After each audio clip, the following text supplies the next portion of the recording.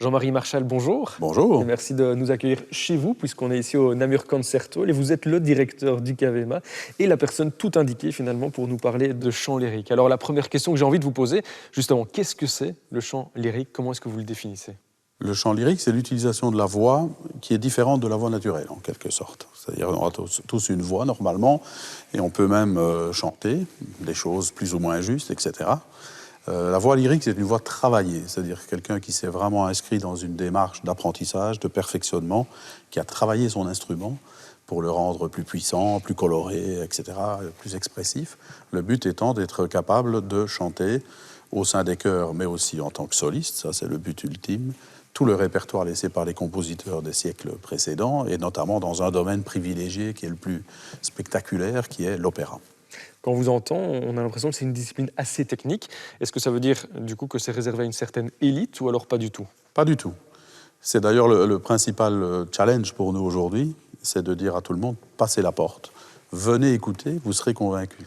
C'est vraiment le fait de passer la porte, parce qu'effectivement, il y a beaucoup d'idées reçues et de discours disant « oui, c'est élitiste, c'est réservé à ceci, à cela ». Pas du tout. Les compositeurs, à travers les siècles, ont toujours connu et maîtrisé les recettes qui font que la musique parle au grand public, suscite des émotions. S'il vivait aujourd'hui, il serait dans un autre style de musique, toujours dans le top 50 aussi. Donc il n'y a pas de raison. Ça marche vraiment.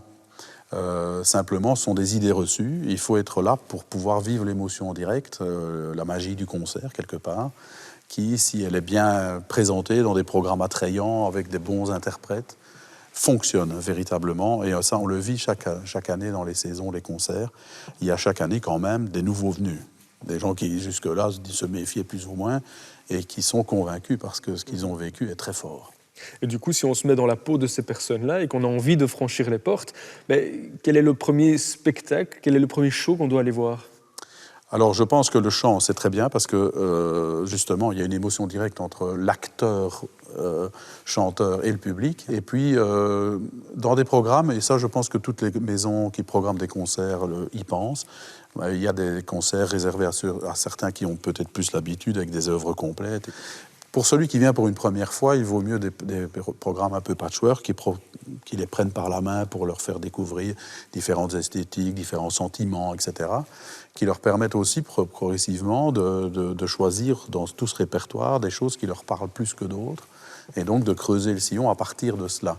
Et donc des programmes variés, éclectiques, que l'on peut considérer comme une espèce de tracklist sur un smartphone, c'est sans doute la meilleure manière pour commencer, pour se laisser embarquer sans être nécessairement tout de suite sur un vol long courrier et pouvoir se dire je vais choisir dans ce buffet qu'on me propose au départ ce qui me parle le mieux. En gros, ça veut dire qu'il faut construire soi-même sa propre expérience par rapport à cette discipline, c'est ça? Absolument. Le buffet est superbement garni. Et donc, vous trouverez votre bonheur, quoi qu'il en soit. Et simplement, il faut commencer par ce buffet garni pour pouvoir faire son parcours. Mais il y a de toute façon moyen de trouver son bonheur dans ce répertoire. Absolument, j'en suis tout à fait convaincu. Merci beaucoup, en tout cas, Jean-Marie, pour toutes ces explications. Et puis, on ne demande plus qu'à passer les portes, tout simplement. Quand vous voulez. À bientôt.